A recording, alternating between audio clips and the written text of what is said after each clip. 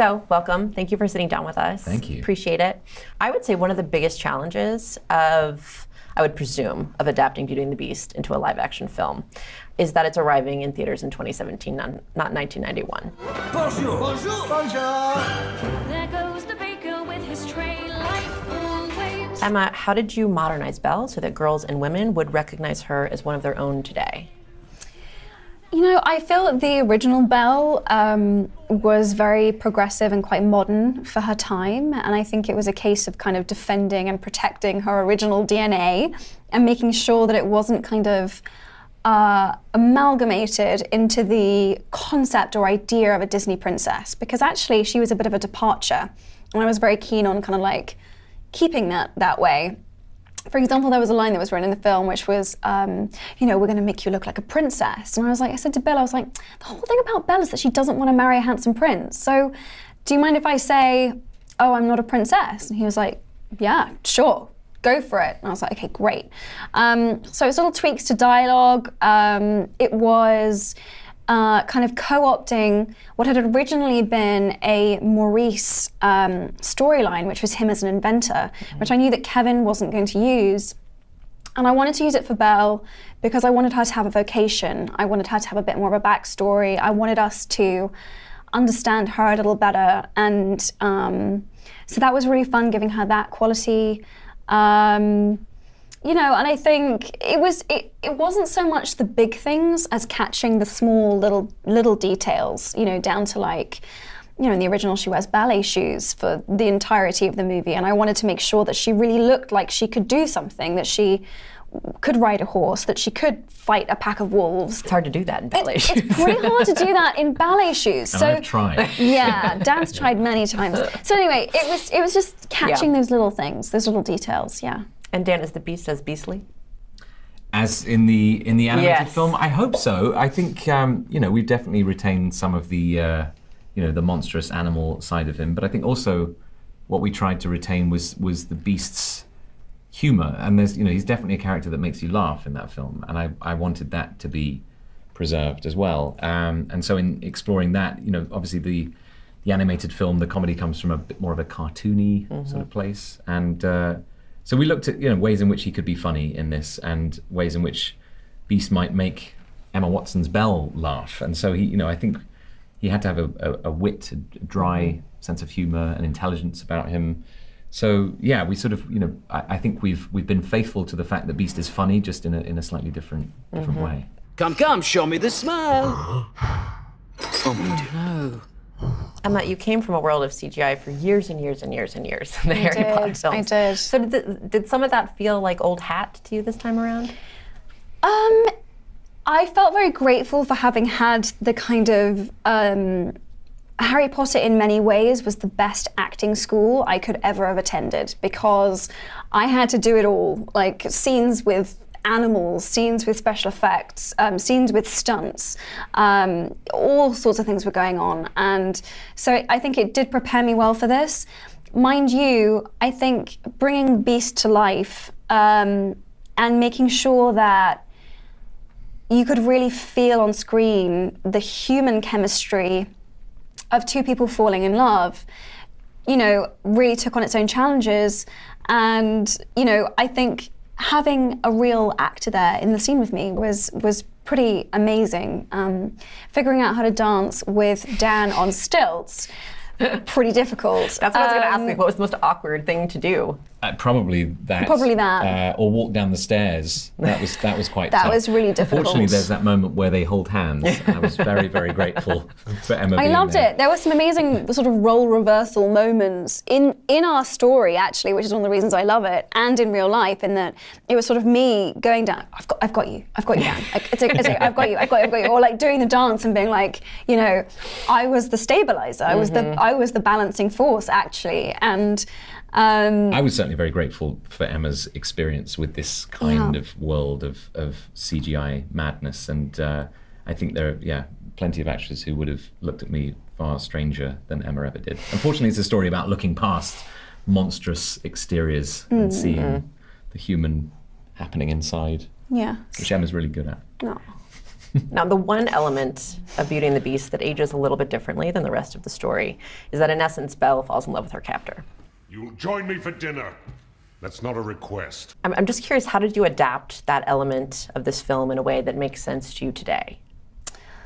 Right. Yeah, the Stockholm Syndrome question. It's Well, it's funny because I watched it the other night, and I watched it so differently than I did when I was a kid watching. It made sense to me when I was a kid that Belle Right. would fall in love with the Beast because they had such a unique relationship, but through an adult's eyes, Yeah. it is a bit different. I mean, I suppose the moment at which she falls in love with him and he with her really is the moment where he sets her free, and that's the only moment at which that love can take place. Really, I mean, I think there's an affection building slowly, but really it comes from a place that Beast doesn't really recognise when he sets Belle free, and I don't know. Would you go along with that? I would totally go along with that. I mean, I think it was something that I wrestled with, and I sort of questioned, and I thought about deeply. And then I remember, really, I was like, okay, I need to look up. I really need to remind myself what the definition of Stockholm Syndrome is, and it's actually when the captive takes on the views and opinions and she adopt the cause. when they adopt the cause, style, and Belle never does that. She basically disagrees with Beast on most things and tries to escape whenever she can, and she just keeps her independence of mind and her independence of thought. So I realized immediately that didn't fit. I also think that it was very important to me that you saw moments where you understood that Belle had a choice to come back and stay and rescue Beast, and that's a conscious decision that she makes. And I think that was a very important Turning point yeah. for me, feeling comfortable with that concept. Now, in this one, there's much more backstory about both of your characters. You both lost your mothers in very similar ways, it seemed. How did that kind of feed into their connection, do you think? Oh, I think it really does. Yeah, it's not overly explicit, but I think it's definitely something that they have in common that unites them. And I mean, there's a few things really. A sense of loss, I think, a sense of being outsiders, a sense of not belonging. These are the points of connection that Dan and I were trying to find for what they have in common and how they fall in love. And I think I hope we pulled it off. I think we pulled it off. How young were you when you first were told that you looked kind of like Belle? You know. Oh, thanks. I think you look a lot like. I mean, everybody thinks you look like her, but I'm curious, how young were you when people started telling you this? That's so interesting. I don't think anyone ever told me that. My big dilemma, my big trauma as a young woman was I wanted to be Emma Bunton from the Spice Girls. And my best friend had blonde hair, but my name was Emma. And this was a big controversy of who got to be her in the group. And Why? Was it Emma Bunton or Baby Spice particularly? Baby Spice. Right. Baby Spice. Yeah, the Spice Girls. That was my big drama. Did you ever meet her? You know what? I never have. And I think if I We can make did. that happen. I In think so. fact, Oh no! It's so funny. I mean, yeah. Let's leave that there. Okay. that's new information to me. That's you go. very exciting. You guys get some new songs in this film. do, Yes. Which one did you sing in the shower the most?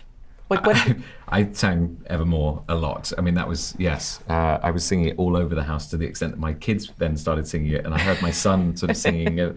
He kind of came up with his own little version of it. I heard him playing one day in his room, and he was sort of singing it. And I sang it a lot. But amazing to work with Alan Menken and have him write some new music that sits alongside the great music that already exists. I just listened to Beauty and the Beast just because it made me happy. I didn't even get to sing it. I don't even have anything to do with it really. I just It's so catchy, that tune. It's so catchy, and I think it's really the heart and the spirit of the film is that song, and like it just gets you in the mood, just gets you in the zone. It's like, yeah. we're gonna do a Disney musical. It's happening. And on a bookish question, your characters seem to know some Shakespeare lines by heart. Do you guys know, like, what lines from books you guys keep memorized or that you go back to? Ooh. God. I do love a quote. I love a I quote. love a good quote, and I can't remember any of Good, them. I know. I was putting you on the You put me on spot. the It's always spot. always the way. Or is there a book that you guys go to when you really just need like a, I don't know, Some comfort. some comfort? Yeah. Can I tell you a really embarrassing one? Yes. I would say don't tell anyone, but this is an interview. But yeah, whenever I'm ill or unwell, or like ill and unwell are the same thing, but or sorry, I was going to say like really jet lagged and I can't sleep.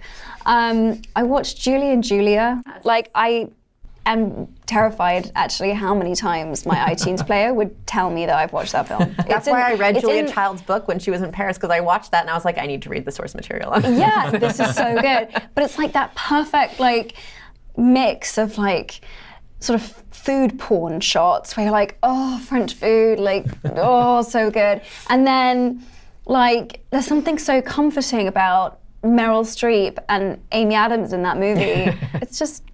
It's like comfort food. I'll go and make myself a bowl of cereal and I'll watch Julie and Julia. I'll accept that. Do you have a That's it. comfort movie? I do. I suppose Withnail and I. It's an old British movie made in the early 80s. That's so much more sophisticated than mine. Is it though? I don't know if it's sophisticated, but it's certainly, I can watch it any time of the day or night. I love it I guess- inside and out. I guess and it's this one is that I when- quote a lot with my friends. This is when I tell you that I love Teen Witch. Oh, there you go. Great See? choice. Thank you. Sometimes you need to just regress a bit, I you thought were gonna know? say Teen Wolf. I No, love Teen it's Wolf. important to go for Teen Witch, I think. Yeah, Yeah. I think so too.